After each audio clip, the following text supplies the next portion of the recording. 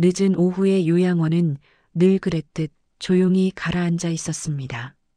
자동문이 열릴 때마다 들리는 압축 공기 빠지는 소리, 그리고 복도를 타고 퍼지는 희미한 소독약 냄새, 모든 것이 눌린 듯 정적이었습니다.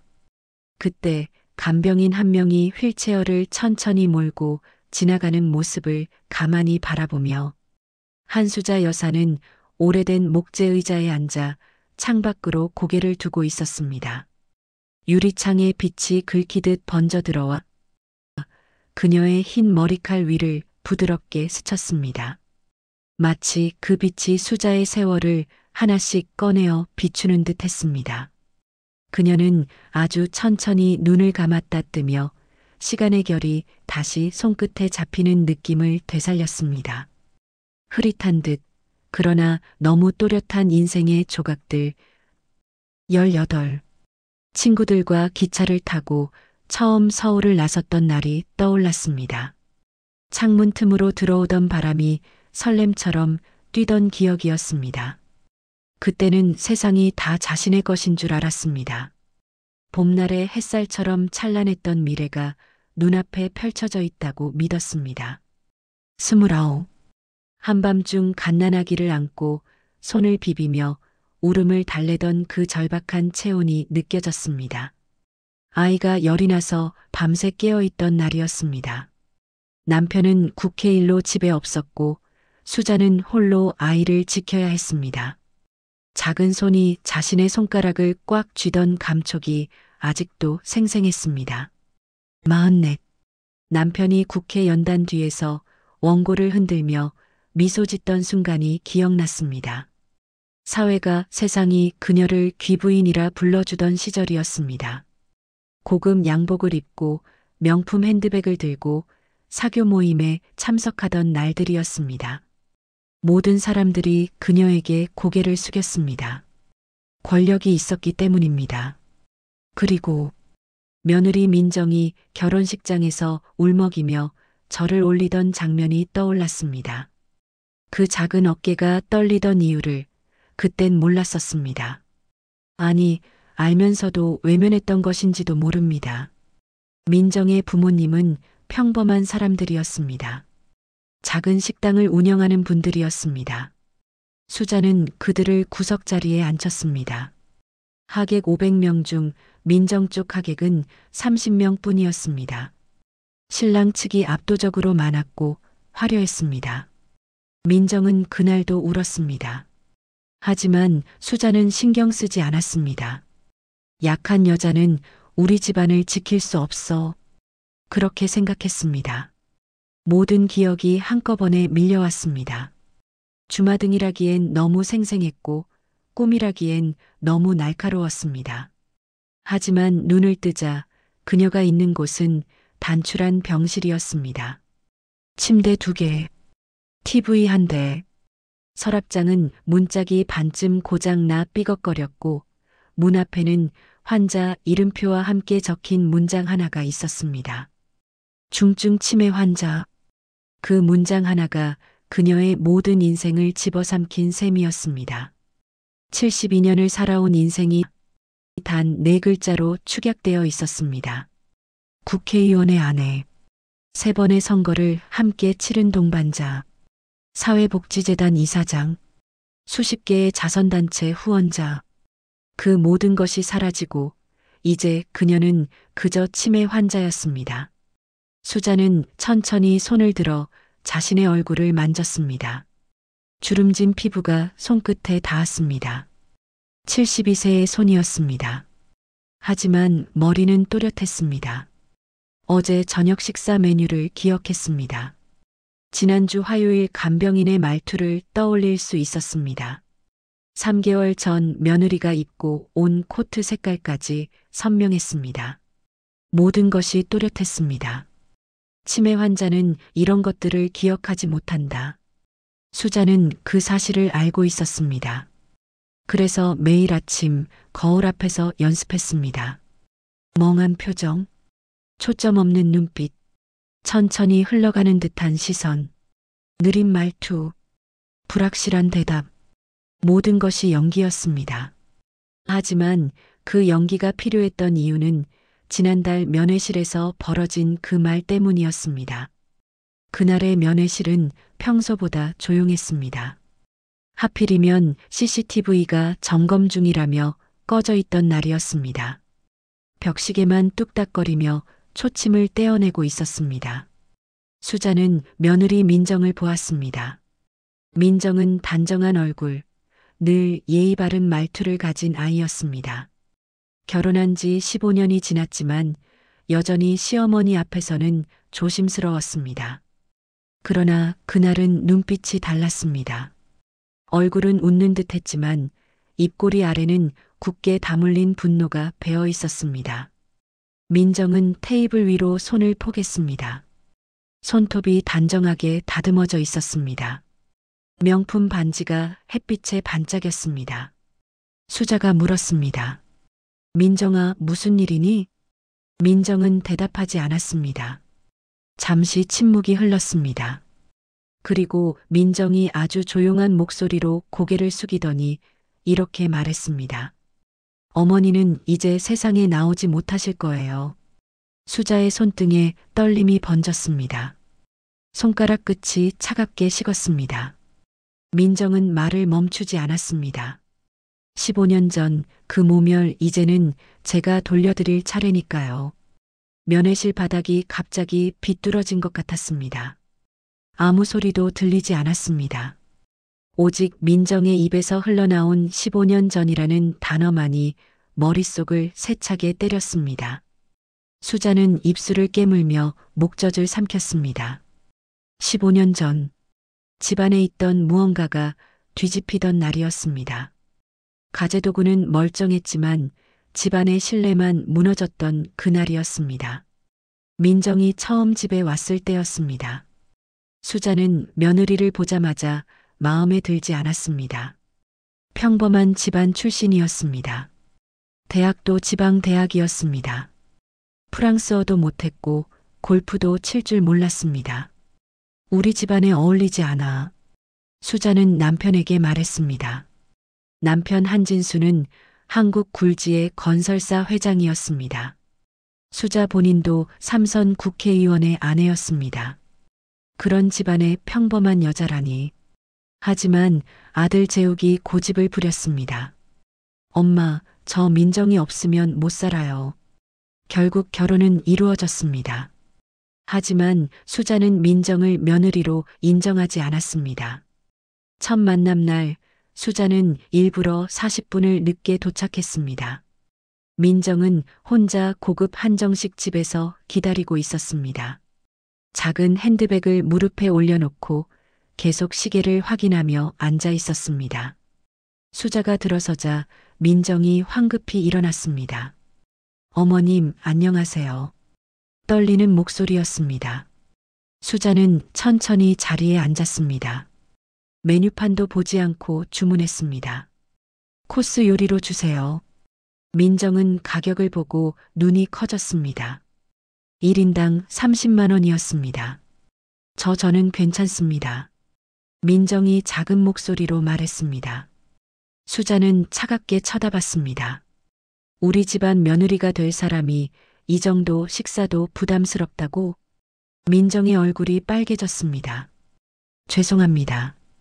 식사 내내 수자는 민정을 시험했습니다. 프랑스어 할 줄 알아요? 아니요. 골프는?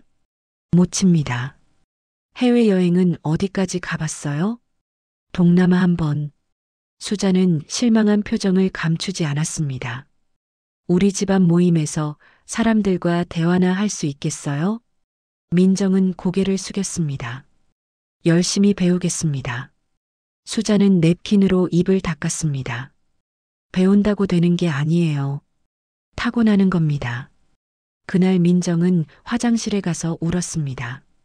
수자는 알고 있었습니다. 하지만 개의치 않았습니다. 약한 여자는 우리 집안을 지킬 수 없어. 지금 그때 기억이 떠오른 건 왜일까요? 민정은 자리에서 일어나며 마지막 말을 남겼습니다. 치매 연기 오래 못 가요. 제가 다 확인할 겁니다. 그녀는 문을 닫고 사라졌습니다. 마치 형을 선고하고 떠나는 판사처럼 차갑게. 그날 이후 수자는 이해했습니다. 이 감금은 단순한 요양이 아니라 처벌이라는 것을. 15년 동안 쌓인 상처가 이제 복수로 돌아온 것이었습니다. 수자는 목을 살짝 틀었습니다.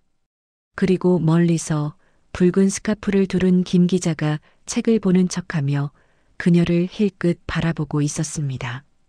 그 옆에는 무릎 담요를 덮은 최 형사가 휠체어에 앉아 손가락으로 무언가를 두드리고 있었습니다.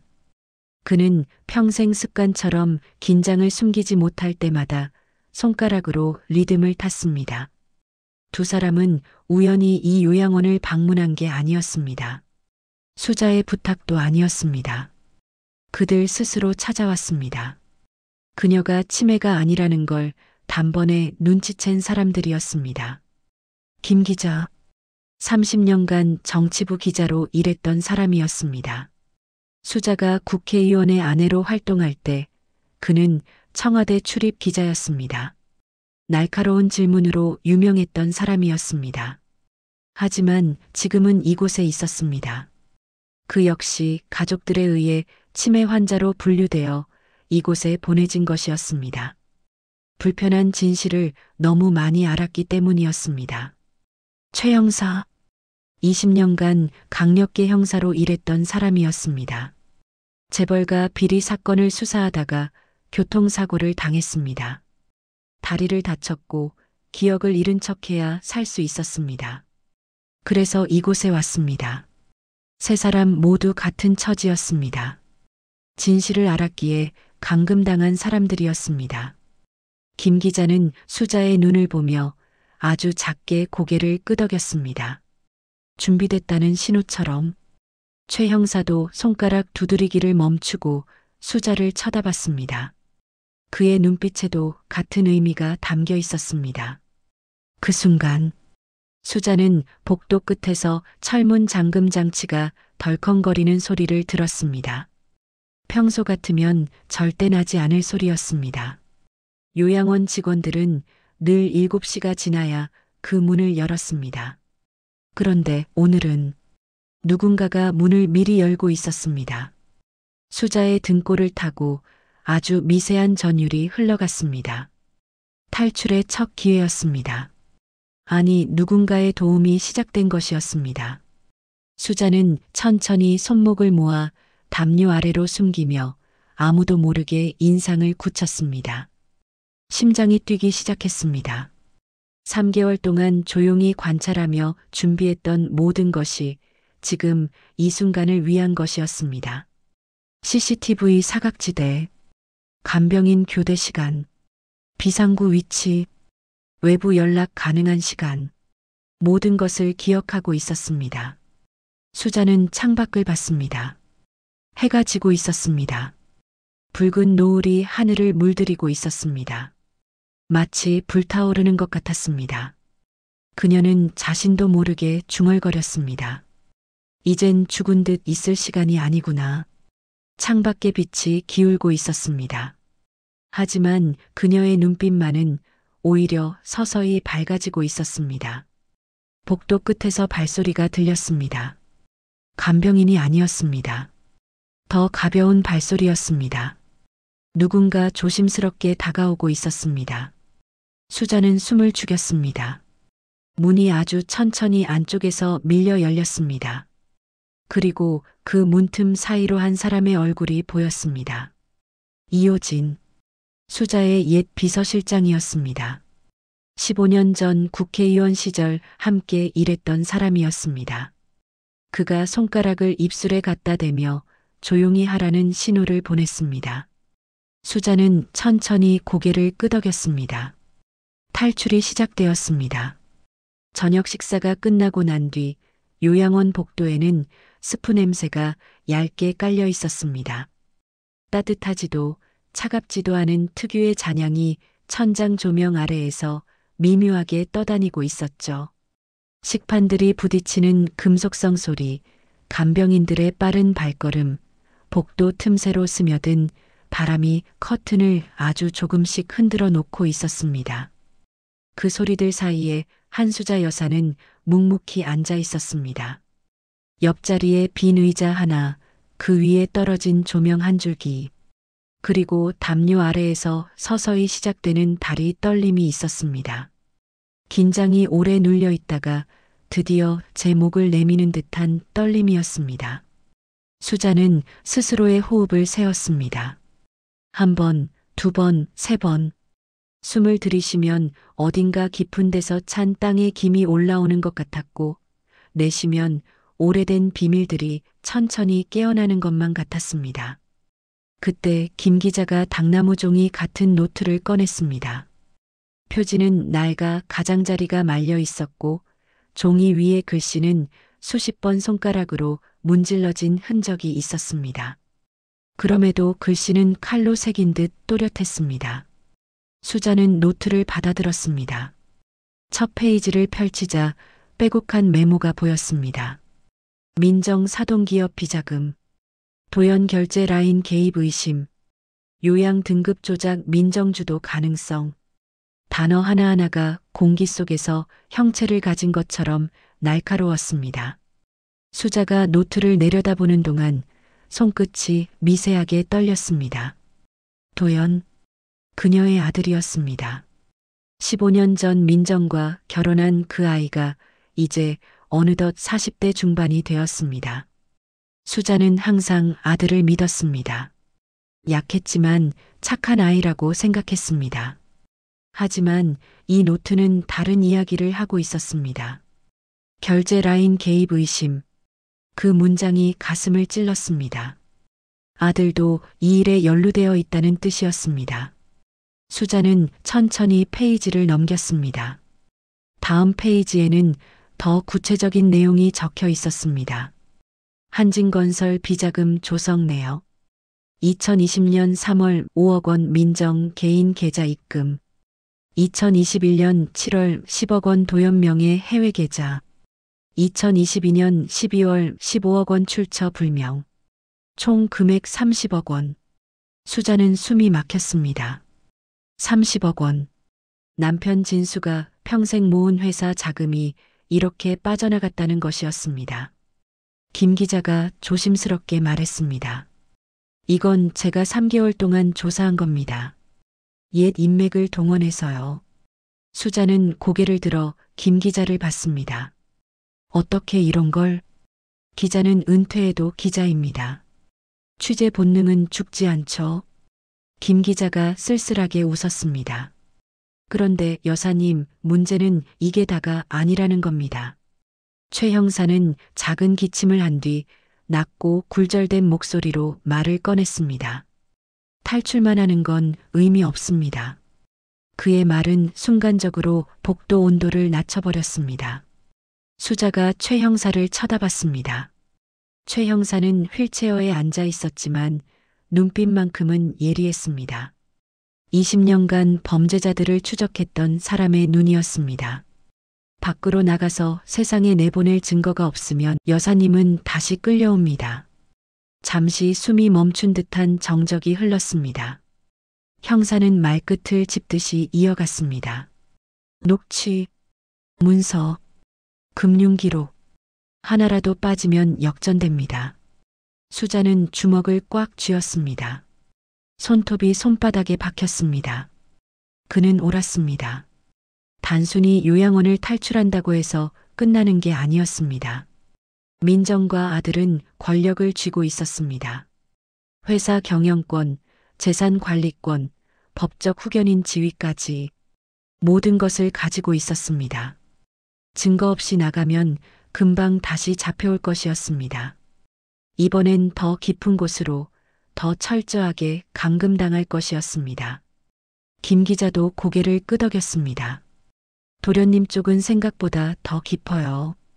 민정 씨 혼자 버린 게 아닙니다. 그 말에 수자는 조금 느리게 고개를 들었습니다.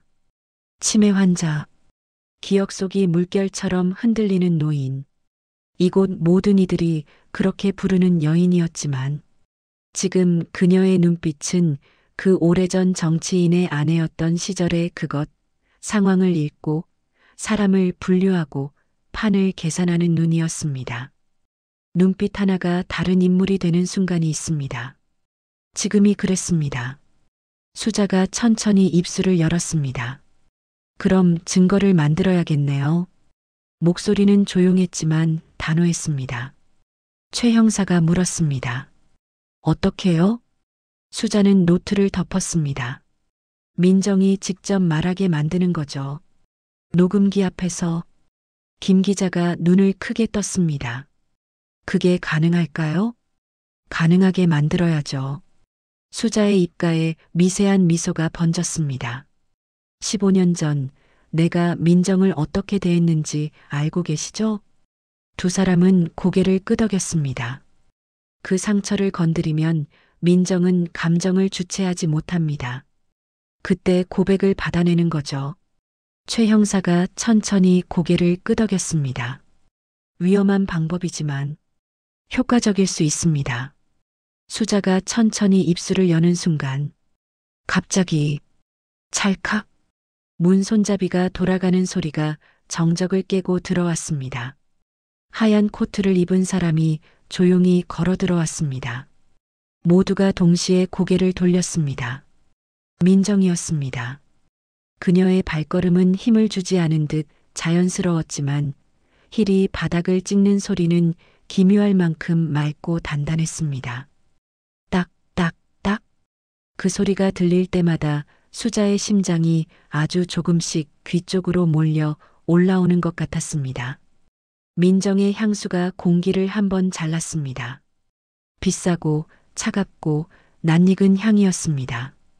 수자의 목덜미가 아주 천천히 굳어갔습니다.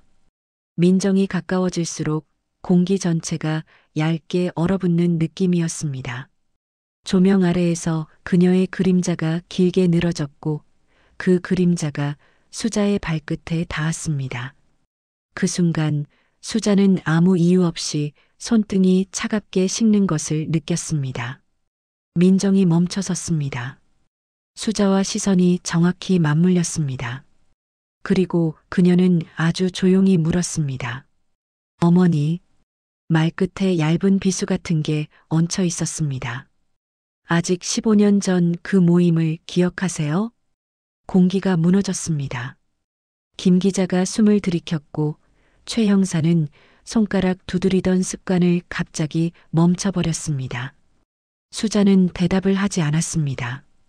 대답하는 순간 무언가를 빼앗길 것 같아서였습니다. 패배라는 단어가 그녀의 목을 대에 닿기 직전이었죠. 민정은 입술을 한번 다물었다가 천천히 잔인하게 말았습니다. 그리고 아주 낮은 목소리로 그러나 복도 전체가 들을 수 있을 만큼 또렷한 톤으로 말했습니다. 내 부모를 사람 취급하지 않던 그 자리. 정적이 흘렀습니다. 당신이 웃던 표정 나는 아직도 생생합니다. 그 말은 뼈에 닿는 칼날 같았습니다. 15년 전 가을이었습니다. 수자의 집에서 대규모 친척 모임이 열렸습니다. 국회의원들, 재벌가 사람들, 유명 인사들이 모두 모였습니다. 100여 명이 넘는 하객들이었습니다. 민정의 부모님도 초대받았습니다. 하지만 그들이 앉은 자리는 구석이었습니다. 메인 테이블에서 가장 먼 곳이었습니다. 민정의 아버지는 작은 식당을 운영하는 분이었습니다. 어머니는 평범한 주부였습니다. 그들은 명품 옷을 입은 다른 하객들 사이에서 눈에 띄게 초라해 보였습니다. 수자는 메인 테이블에서 웃으며 사람들과 이야기를 나눴습니다. 누군가 민정의 부모님을 가리키며 물었습니다. 저분들은 누구십니까? 수자는 고개도 돌리지 않고 대답했습니다. 아, 저쪽이요? 며느리 쪽 어른들이에요. 평범한 분들이죠. 그 말에는 명백한 무시가 담겨 있었습니다. 주변 사람들이 웃었습니다. 민정은 그 광경을 멀리서 지켜봤습니다. 부모님이 고개를 숙이고 앉아 계신 모습을 봤습니다. 아무도 그들에게 말을 걸지 않았습니다. 마치 투명 인간처럼 취급받았습니다.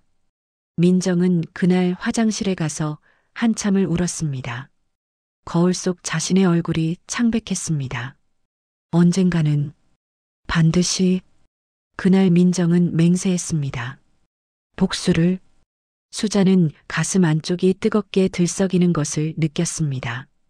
그러나 얼굴은 미동도 하지 않았습니다. 김 기자도 최 형사도 고개를 들지 못했습니다. 그들이 느끼는 침묵은 수자가 감당해온 것과는 다른 종류의 것이었기 때문입니다. 수자는 조금 늦게 고개를 들었습니다. 그리고 조용히 밤을 삼키는 사람처럼 말했습니다. 그래, 내가 기억한다면. 그녀의 눈빛이 돌아와 있었습니다. 어떤 이름으로든 결코 사라지지 않던 그 눈빛이었습니다. 나도 이제 기억해야겠지. 그 말은 단순한 대답이 아니었습니다. 누가 들어도 알 수 있는 선언이었습니다. 전쟁의 시작이었습니다. 민정의 눈이 아주 살짝 떨렸습니다. 하지만 입술은 끝까지 흐트러지지 않았습니다. 민정이 뒤로 한 걸음 물러섰고 그녀의 그림자가 천천히 거쳐갔습니다. 잠시 후 문이 닫혔습니다. 딱 하고 가벼운 소리가 남았습니다. 문이 닫히자 김 기자와 최 형사가 수자를 향해 아주 천천히 고개를 숙였습니다. 존경도 동정도 아니었습니다. 각성이었습니다. 수자는 창밖을 봤습니다. 밤이 깊어지고 있었습니다. 별이 하나 둘 떠오르고 있었습니다. 수자는 주먹을 쥐었습니다. 손톱이 손바닥에 박혔지만 아프지 않았습니다. 이제 시작이야, 민정아. 내가 15년을 준비했다면 나는 72년을 준비했어. 그날 밤 문 없는 감옥이 드디어 작은 균열을 냈습니다. 어둠 속에서 문틈처럼 가느다란 빛이 스며드는 순간이 있듯이 오늘이 그날이었습니다. 복도 끝에서 누군가의 발소리가 멀어져 갔습니다. 간병인의 발소리였습니다. 수자는 귀를 기울였습니다. 발소리가 완전히 사라질 때까지 기다렸습니다. 그리고 천천히 일어섰습니다. 김 기자와 최 형사도 일어섰습니다. 세 사람은 서로를 바라봤습니다. 말은 필요 없었습니다. 눈빛만으로 충분했습니다. 탈출 계획이 시작되었습니다. 새벽 공기는 유난히 차갑고 묵직했습니다. 복도 끝 긴 창문에는 하얗게 결로가 앉아 있었고 손가락 끝으로 가만히 대보면 물방울이 천천히 미끄러져 내려왔습니다. 마룻바닥은 밤새 수축된 나무가 무릎을 굽히듯 삐걱거렸습니다. 새벽 4시. 이 시간대의 소리는 평소보다 훨씬 크게 들렸습니다. 마치 모든 사물이 숨을 죽인 채 지금을 기다리는 듯 했습니다. 오늘은 화요일이었습니다. 그리고 화요일 10시. 요양원 원장과 민정이 정기점검이라는 이름으로 연결하는 비공개 통화가 있는 날이었습니다. 그 사실을 수자는 며칠 전 최 형사가 몰래 흘려준 짧은 동선 메모에서 알아냈습니다. 오늘 10시. 그 순간이 진짜 시작이었습니다. 수자는 목욕수건을 팔에 걸고 복도를 걸었습니다. 눈은 살짝 풀고 걸음은 일정치 않은 리듬으로 살짝 끊어지게 치매 환자가 흔히 보이는 부유한 듯한 시선이었습니다. 조금 비어있는 표정이었습니다. 아무리 천천히 걷더라도 그 표정 하나면 누구도 의심하지 않을 만한 얼굴이었습니다. 기억이 흐린 사람처럼. 그 역할은 오래전에 익혀둔 몸의 기술이었습니다. 복도를 걷는 동안 수자는 주변을 관찰했습니다. 간병인 박수진은 3층에서 환자를 돌보고 있었습니다. 비서 이수미는 원장실 근처에서 서류를 정리하고 있었습니다. CCTV는 복도 중앙에 하나, 원장실 앞에 하나. 하지만 원장실 문 바로 앞 30cm는 사각지대였습니다. 수자는 그 사실을 3개월 동안 관찰하며 알아냈습니다. 복도 반대편에서 비서가 나타났습니다. 어머니, 여기 아니세요. 방은 저쪽 끝이에요. 밝게 웃으며 손짓하는 그 순간 수자는 손에 걸었던 수건을 툭 떨어뜨렸습니다. 아이고. 늙은 사람 특유의 작은 기침을 흘리면서 허리를 조금 굽혀 수건이 멈춘 지점 근처로 손을 뻗었습니다. 하지만 비서는 몰랐습니다. 수건 아래 손끝에 살짝 숨겨둔 초소형 녹음기가 있다는 것을. 수자는 수건을 짚는 척하며 그 작은 금속 조각을 원장실 문틈 아래에 부드럽게 밀어 넣었습니다. 흘러가는 물처럼 티도 나지 않게 녹음기는 문틈 아래 어둠 속으로 사라졌습니다. 비서는 아무것도 눈치채지 못했습니다. 어머니, 제가 방까지 모셔다 드릴까요? 수자는 흐릿한 눈으로 웃었습니다. 응, 어디더라. 그 말에 비서는 자연스레 그녀의 팔을 잡았고 수자는 아무렇지 않게 그 자리에서 벗어나 주었습니다. 연기라는 건 어떤 때는 가장 완벽한 방패가 되었습니다. 수자는 방으로 돌아왔습니다. 침대에 앉아 시계를 봤습니다. 새벽 4시 30분, 10시까지 5시간 30분이 남았습니다. 수자는 눈을 감았습니다. 하지만 잠들지 않았습니다. 머릿속으로 계속 계획을 되짚었습니다. 10시에 통화가 시작되면 녹음기가 작동됩니다. 통화가 끝나고 원장이 자리를 비우면 녹음기를 회수해야 합니다. 시간은 최대 10분. 그 안에 모든 것을 끝내야 합니다. 시간은 잔인하게 정확했습니다. 10시 정각. 요양원 원장실 문 안쪽에서 전화 연결음이 울렸습니다. 수자는 복도 끝 반대편 벽에 기대어 가만히 호흡을 낮췄습니다. 마치 심장 소리마저 녹음기에 잡힐까봐 조심스러웠습니다. 원장의 목소리가 들렸습니다. 네, 민정 씨. 말씀하세요. 수자는 귀를 기울였습니다.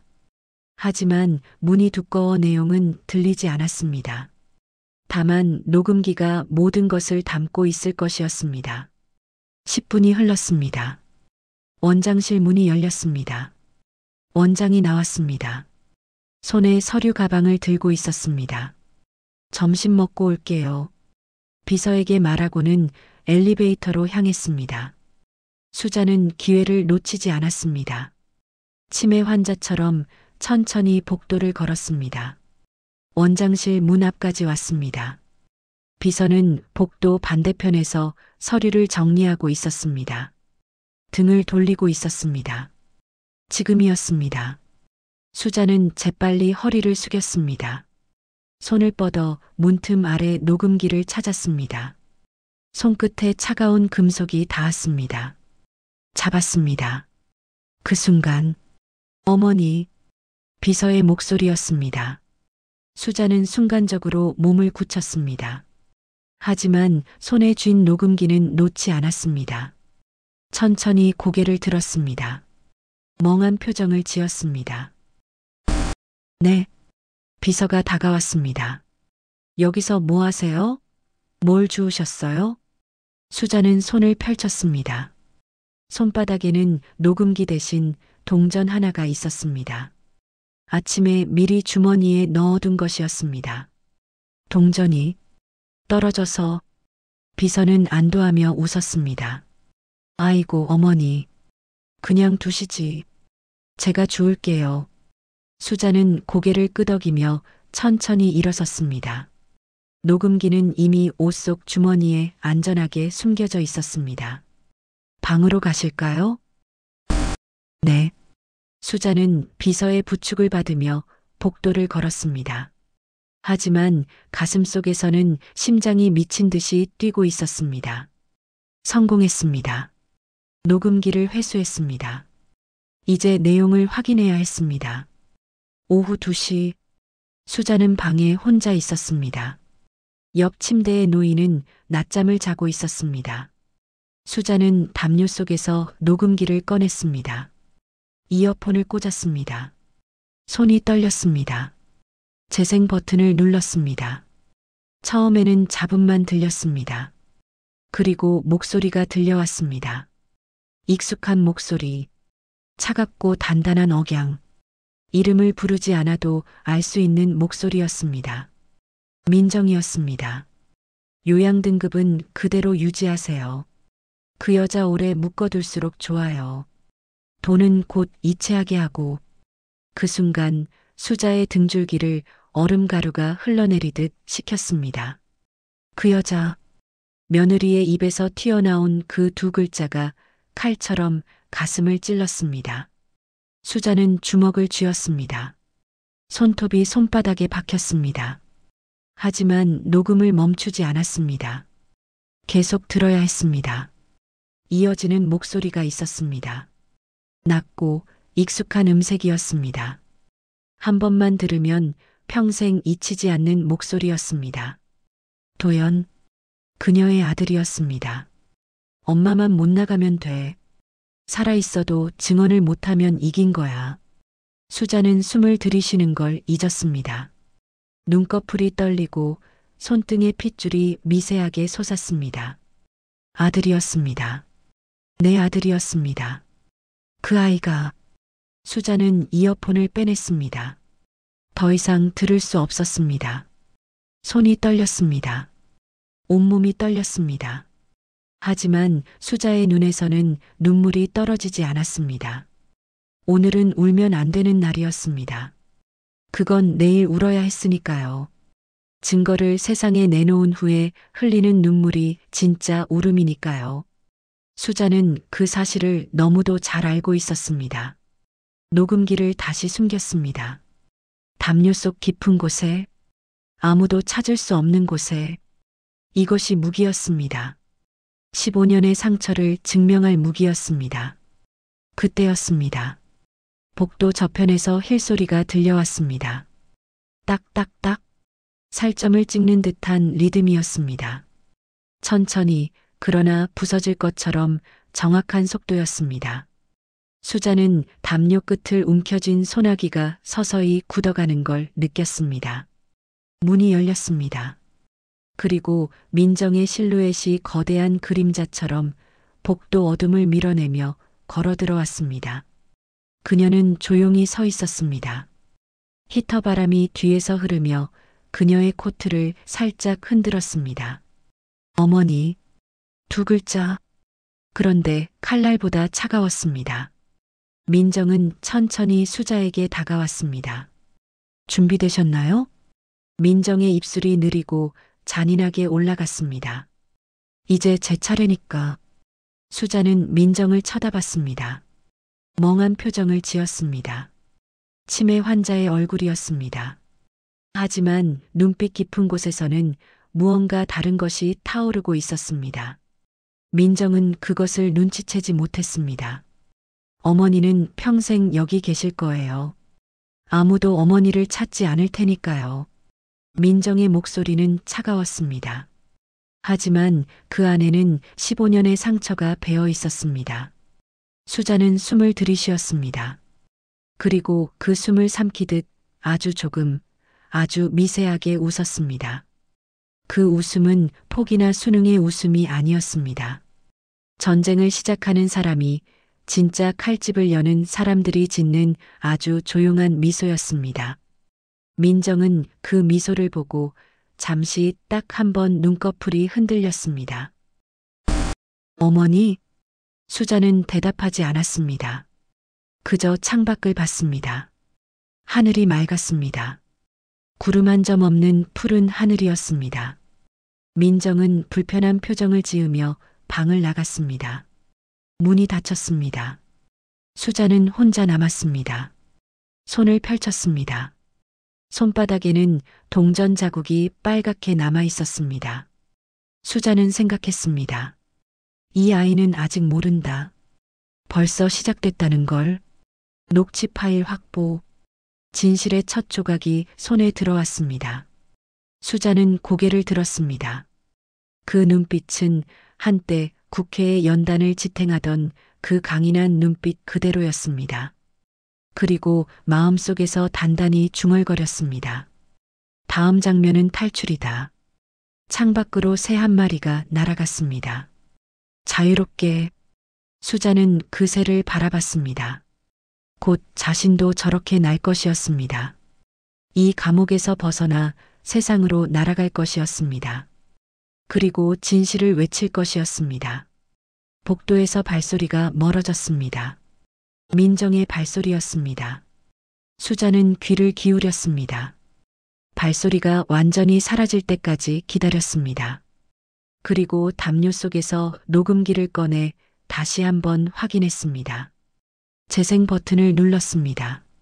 민정과 도연의 목소리가 다시 들렸습니다. 명백한 증거였습니다. 감금, 횡령, 공모.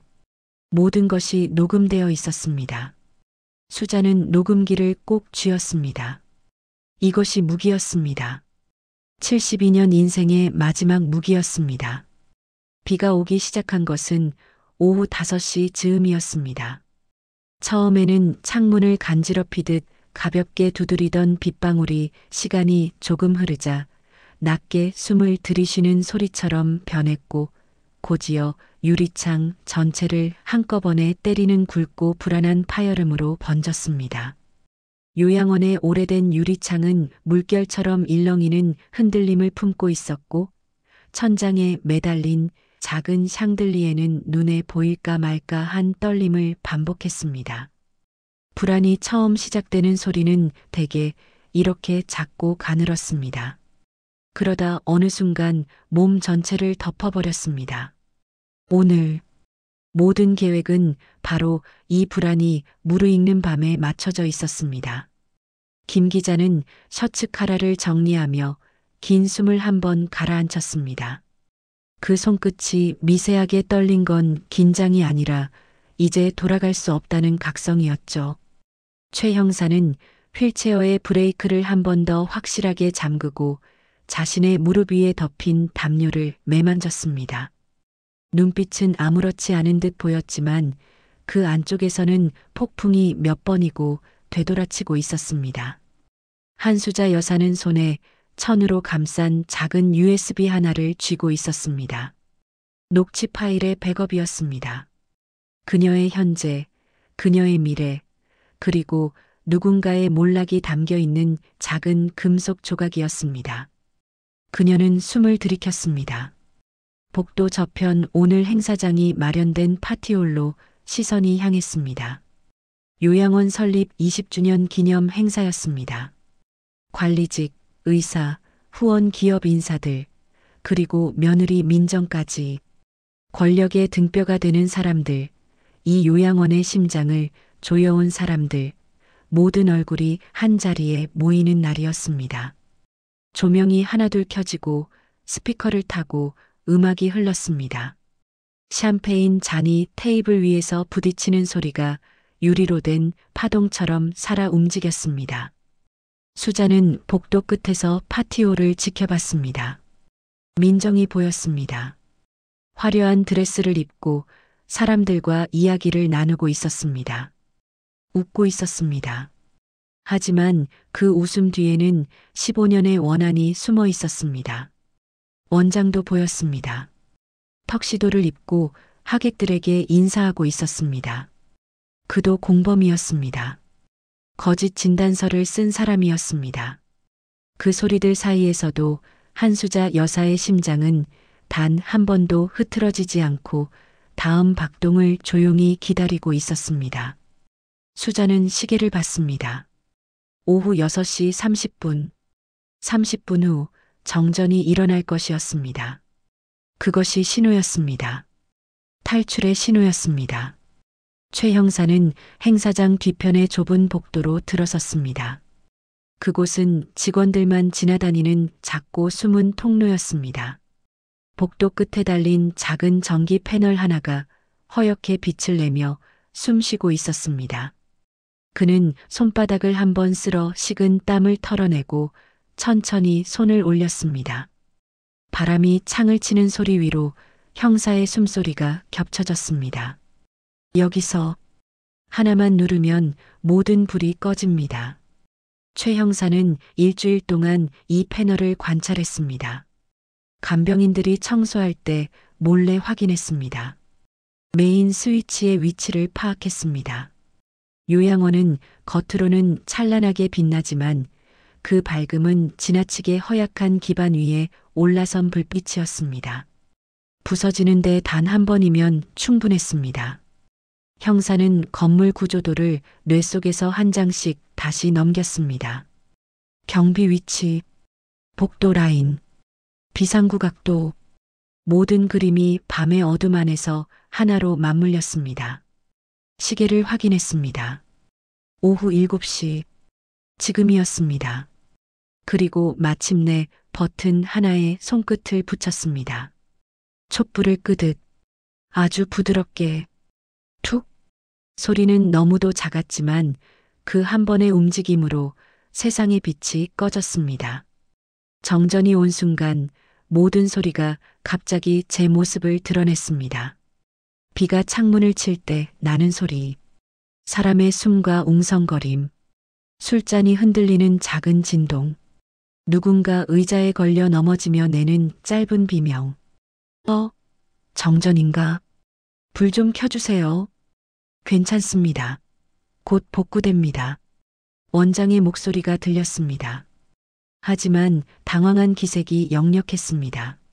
사람들은 흔들리는 공기 속에서 어디가 위고 아래인지 잃어버린 듯 발을 내딛다가 서로에게 휘청이며 부딪혔습니다. 어둠은 단순한 어둠이 아니었습니다. 모든 감각이 제멋대로 살아나는 방향 없는 세계였습니다. 그 혼란 속에서 한수자 여사는 천천히 일어섰습니다.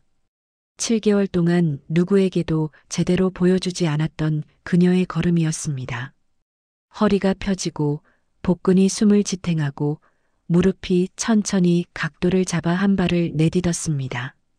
흐리지 않은 눈동자, 흔들리지 않는 발목. 그 모습은 치매라는 이름 아래 묶여있던 그 모든 나날을 단숨에 지워버리는 한 장면이었습니다. 김 기자가 팔을 부드럽게 잡아주었고 휠체어에 앉은 최 형사는 앞에서 길을 안내했습니다. 어둠 속에서 세 사람은 침묵했습니다. 말은 필요 없었습니다. 오직 발소리만이 복도에 울렸습니다. 그들은 어둠 속에서 정확히 17초 동안 걸었습니다. 하지만 그 17초는 17년 같았습니다. 수만 번 내쉬기 어려웠던 17년이었습니다. 말 한마디 삼켜야 했던 17년이었습니다. 복도 끝에 비상구가 보였습니다. 희미한 비상등 불빛이 출구를 표시하고 있었습니다. 그리고 마지막 1초 철계단이 비상구 앞에서 모습을 드러냈습니다. 수자는 속삭이듯 말했습니다. 지금부터는 우리가 살아온 세월이 길을 열 거야. 그 말이 떨어지자마자 철제 비상구가 마치 그녀의 말에 복종하듯 천천히 열렸습니다. 이호진이었습니다. 옛 비서실장이 밖에서 문을 열어주고 있었습니다. 여사님, 그의 목소리가 떨렸습니다. 수자는 고개를 끄덕였습니다. 밖으로 나오자 비바람이 그들을 덮쳤습니다. 차갑고 매섭고 그러나 그녀에게는 오히려 정신을 또렷하게 만드는 바람이었습니다. 피와 기억이 갑자기 되살아나는 듯한 차가움이었습니다. 수자는 비를 맞으며 숨을 들이켰습니다. 7개월 만에 마시는 자유로운 공기였습니다. 폐 깊숙이 들어오는 차가운 공기가 온몸을 깨웠습니다. 살아있다는 느낌이었습니다. 희미한 가로등 불빛 아래 한수자 여사는 잠시 멈춰 섰습니다. 뒤돌아보았습니다. 요양원 건물을, 그녀를 가둔 감옥이자 그녀의 이름을 지우려 했던 공간을. 그 건물은 빗속에서 거대한 그림자로 흔들리고 있었고 그 그림자는 과거와 현재의 경계를 한꺼번에 뒤흔드는 듯 했습니다. 한수자는 손에 쥔 USB를 바라보았습니다. 그 안에는 도연의 목소리, 민정의 웃음, 비리 금액, 계좌번호, 그리고 시어머니를 조롱하던 날카로운 말들이 모두 담겨 있었습니다. 눈가에 물기가 차올랐습니다. 그러나 떨어지지 않았습니다. 눈물이 흘러버리면 그건 희생처럼 보일 것 같아서였습니다. 오늘은 희생의 날이 아니라 시작의 밤이어야 했습니다. 그녀는 아주 미세하게 떨리는 입술을 굳혔습니다. 그리고 천천히 깊게 숨을 내쉬었습니다. 이제 세상 앞에 나설 시간이다. 이호진이 차를 가져왔습니다. 검은색 세단이었습니다. 여사님, 빨리 타세요. 뒤에서 소리가 들렸습니다. 요양원 경비가 달려오고 있었습니다. 거기 서세요. 수자는 서두르지 않았습니다. 천천히 우아하게 차에 올라탔습니다. 김 기자와 최 형사도 탔습니다. 문이 닫혔습니다. 차가 출발했습니다. 경비가 차를 막으려 했지만 이미 늦었습니다. 차는 빗길을 달렸습니다. 백미러로 요양원이 점점 작아지는 것이 보였습니다. 수자는 창밖을 봤습니다. 비가 유리창을 따라 흘러내렸습니다. 마치 눈물처럼. 하지만 수자는 울지 않았습니다. 이호진이 물었습니다. 여사님, 어디로 모실까요? 수자는 잠시 생각했습니다. 그리고 단호하게 말했습니다. 언론사로 가주세요. 언론사요? 네. 기자회견을 할 겁니다. 수자의 눈빛이 불타올랐습니다. 세상에 알려야 해요. 내가 살아있다는 것을. 그리고 그들이 한 일들을. 차는 서울 시내로 향했습니다. 빗길을 헤치며 빠르게 달렸습니다. 수자는 USB를 꽉 쥐었습니다. 이것이 무기였습니다. 72년 인생의 마지막 무기였습니다. 그리고 새로운 시작의 열쇠였습니다. 이제 시작이야. 민정아, 도연아. 진실의 심판을 받을 시간이야. 도착한 곳은 도심과 조금 떨어진 낡은 2층짜리 건물이었습니다. 깨진 블라인드 사이로 스며든 달빛이 바닥 위에 얼룩처럼 번져 있었고 그 얼룩은 마치 누군가의 오래된 죄를 비추는 조명 같았습니다. 책상 위에는 커피 2잔이 놓여 있었습니다. 김 기자와 최 형사가 손을 감싸쥐고 있었지만 뜨거운 김은 이미 절반쯤 식어 있었습니다. 전쟁은 이렇게 조용한 숨, 서늘한 공기, 그리고 떨림 없는 정적 속에서 시작되었습니다. 한수자 여사는 손 안에 작은 USB를 쥐고 있었습니다. 천으로 감싸 어떤 빛도 반사하지 않도록 했지만 그녀의 손바닥 속에서는 냉기와 뜨거움이 동시에 느껴졌습니다. 이만큼 작은 금속 조각 안에 인생 한 조각, 명예 한 조각, 그리고 누군가의 추락이 고스란히 갇혀 있다는 사실이 손끝에 전해졌습니다. 수자는 창밖을 봤습니다. 동이 트고 있었습니다. 어둠이 천천히 물러가고 있었습니다. 새벽 6시, 기자회견은 아침 9시로 예정되어 있었습니다. 김 기자가 물었습니다. 여사님, 준비되셨습니까? 수자는 고개를 끄덕였습니다. 72년을 준비했어요. 최 형사가 휠체어를 앞으로 당기며 말했습니다. 언론사에 연락했습니다. 주요 방송사와 신문사 기자들이 올 겁니다. 경찰은요? 증거를 보고 나면 움직일 겁니다. 수자는 USB를 내려다봤습니다. 이것이 무기였습니다. 15년의 복수를 끝낼 무기였습니다. 하지만 동시에 아들을 감옥으로 보낼 무기이기도 했습니다. 손이 떨렸습니다. 하지만 멈출 수 없었습니다. 진실은 밝혀져야 했습니다. 9시 정각, 문이 열렸습니다. 찰칵 찰칵 찰칵 수십 개의 카메라 셔터가 번개처럼 터졌습니다. 그 소리는 전쟁터에서 날아드는 화살 같기도 하고 어떤 진실이 세상으로 드러나는 순간에만 울리는 특별한 파열음 같기도 했습니다. 기자들은 입구 쪽으로 목을 빼고 있었습니다. 30여 명의 기자들이 자리를 채우고 있었습니다. 주요 방송사, 신문사, 인터넷 매체까지 모두가 한수자 여사를 기다리고 있었습니다. 그 틈을 뚫고 한수자 여사가 천천히 걸어 나왔습니다. 그녀의 자세는 흔들림 없었습니다. 오랫동안 중앙에 있었던 사람이 잠시 자리를 비웠다가 다시 제자리로 돌아오는 듯한 묵직한 위엄이 있었습니다. 저분이 정말 치매 환자였다고요? 믿을 수 없는데요. 기자들이 웅성거렸습니다. 수자는 개의치 않았습니다. 천천히 단상으로 올라갔습니다. 마이크 앞에 섰습니다. 조명이 눈부셨습니다. 카메라 렌즈들이 일제히 그녀를 향했습니다. 그녀가 마이크 앞에 섰을 때 회의실 전체가 숨을 한 번에 삼키며 정적 속으로 가라앉았습니다. 한수자 여사는 USB를 천천히 테이블 위에 올려놓았습니다. 톡! 그 작은 소리가 회의실의 벽과 천장, 그리고 사람들의 가슴속까지 깊게 울렸습니다. 수자는 천천히 입을 열었습니다. 저는 한수자입니다. 목소리가 회의실에 울려 퍼졌습니다.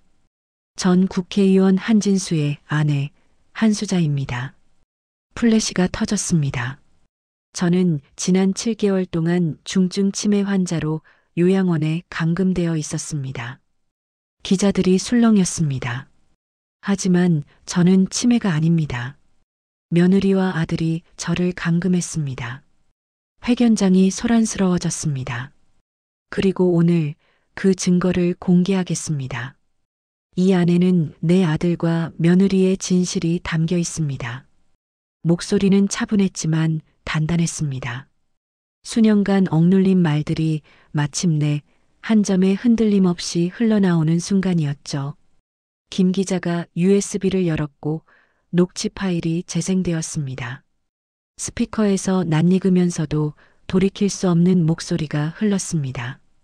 엄마가 죽으면 계좌를 우리가 가져야 해. 그 요양원 계속 묶어둬. 증언 못하게. 한수자 여사는 눈을 감지 않았습니다. 고개를 숙이지도 않았습니다. 목소리는 분명 그녀의 아들이었습니다. 한때 그녀의 손목에 매달려 웃던 아이였습니다. 비 오는 날 우산을 씌워주던 아이였습니다. 세상 누구보다 따뜻하고 믿음 가던 아이였습니다. 오늘 그 아이가 세상 앞에서 스스로의 죄를 선언했습니다. 녹취는 계속되었습니다. 민정의 목소리도 들렸습니다. 요양 등급은 그대로 유지하세요. 그 여자 오래 묶어둘수록 좋아요. 기자들은 일제히 몸을 앞으로 당겼습니다. 플래시가 번개처럼 번졌고 그 빛은 한수자의 얼굴을 한 번, 두 번, 세 번 날카롭게 스쳐 지나갔습니다. 이것이 전부입니까? 한 기자가 물었습니다. 수자는 고개를 저었습니다. 아닙니다. 횡령 증거도 있습니다. 김 기자가 서류를 나눠줬습니다. 한진건설 비자금 조성 내역입니다. 총 30억 원이 며느리와 아들 명의 계좌로 빠져나갔습니다. 기자들이 서류를 받아들며 경악했습니다. 그리고 이것은 거짓 진단서입니다. 박성훈 원장이 5천만 원을 받고 작성했습니다. 최 형사가 추가 서류를 제시했습니다. 회견장이 완전히 술렁였습니다. 뒤편에서 경찰이 들어왔습니다. 민정은 섬광처럼 번지는 카메라 속에서 바로 체포되었습니다. 마스크 아래의 얼굴이 하얗게 질려갔습니다. 한민정 씨 사기 및 횡령, 감금 혐의로 체포합니다. 수갑이 채워졌습니다. 민정의 시선이 한수자를 딱 한 번 향했습니다. 하지만 그 눈에는 용서도 반발도 아닌 끝이 있었습니다. 수자는 민정을 쳐다봤습니다. 15년의 원한이 이렇게 끝나는 것이었습니다. 복수는 달콤하지 않았습니다. 오히려 씁쓸했습니다. 하지만 필요한 일이었습니다. 진실은 밝혀져야 했습니다. 그 모든 소란 속에서 문이 다시 열렸습니다. 복도 끝에 도연이 서 있었습니다. 구속영장은 없었지만 그의 얼굴에는 감옥보다 깊은 그늘이 드리워져 있었습니다. 한수자 여사는 아들을 가만히 바라보았습니다. 눈물은 고였지만 끝내 떨어지지 않았습니다. 오늘 떨어지면 아들이 부서질 것 같았기 때문이었습니다. 도연은 숨을 한 번 내쉬었습니다. 그 숨은 무너지듯 내려앉았습니다. 그리고 짧게, 너무 짧게 말했습니다. 엄마 미안합니다. 내가 엄마를. 그 말은 천장의 종이를 한 번에 찢는 것처럼 날카롭게 회의실을 갈랐습니다. 죄책, 후회, 그리고 무너짐. 그 모든 감정이 도연의 어깨 위로 쏟아져 내리고 있었습니다. 한수자는 한 걸음 앞으로 갔습니다. 그 걸음은 아주 조용했지만 세상의 소음을 단번에 지우는 묵직한 발걸음이었습니다. 그리고 아들의 어깨에 자신의 손을 올렸습니다. 마지막 남은 온기처럼 부드럽게 살아라. 그리고 갚아라. 남은 생을 나 대신. 도연의 눈에서 비처럼 눈물이 떨어졌습니다. 엄마, 죄송합니다. 정말. 수자는 아들을 안았습니다. 72년 인생에서 마지막 포옹이 될지도 모르는 안아줌이었습니다. 용서는 못해. 하지만 너는 내 아들이야. 도연은 어머니의 품에서 한참을 울었습니다. 민정은 차갑게 구속되어 끌려나갔고 카메라들은 그 모습을 잔인할 정도로 선명하게 기록했습니다. 그러나 그 순간 사람들이 가장 오래 바라본 얼굴은 심판과 용서, 붕괴와 존엄이 동시에 서린 한수자 여사의 얼굴이었습니다. 기자회견이 끝났습니다.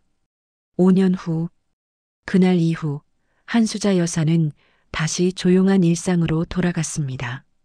꽃은 천천히 피었고 계절은 그녀가 살아온 시간처럼 아주 부드럽게 바뀌었습니다.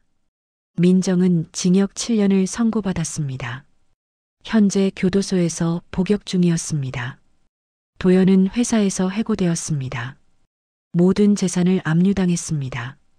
그리고 멀리 떨어진 작은 사무실 한 곳에서 도연은 낮은 직급으로 먼지 묻은 서류를 정리하며 살았습니다.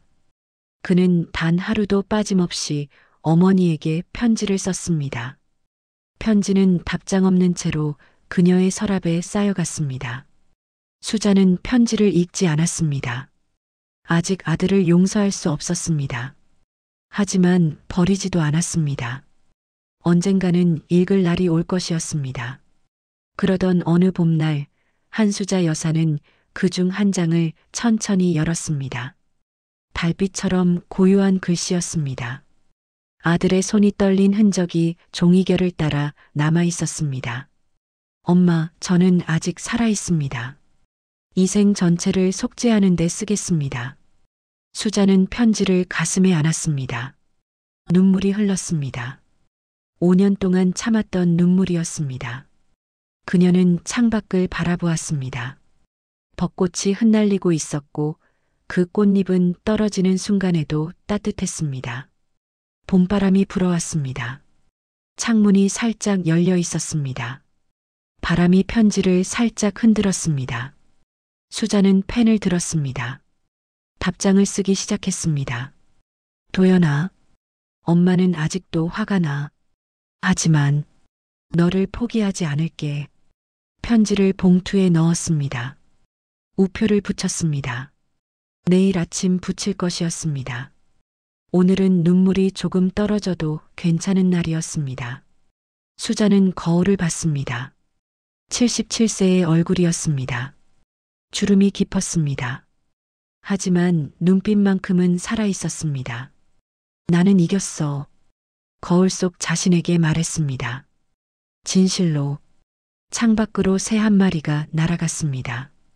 자유롭게. 수자는 미소 지었습니다. 그녀도 이제 자유로웠습니다. 감옥에서 벗어났습니다. 진실을 밝혔습니다. 명예를 되찾았습니다. 그리고 무엇보다 자신을 되찾았습니다. 해가 지고 있었습니다. 붉은 노을이 하늘을 물들이고 있었습니다. 아름다운 저녁이었습니다. 수자는 편지를 꽉 쥐고 창밖을 바라봤습니다. 내일은 새로운 날이 올 것이었습니다. 그리고 그날에는 아들과 조금 더 가까워질 수 있을 것이었습니다. 천천히, 천천히 가자. 수자는 중얼거렸습니다. 용서는 하루아침에 오지 않았습니다. 하지만 언젠가는 올 것이었습니다. 그녀는 그것을 믿었습니다. 시청해주신 모든 분들께 감사드리고 구독과 좋아요는 우리 사연 채널에 큰 힘이 됩니다.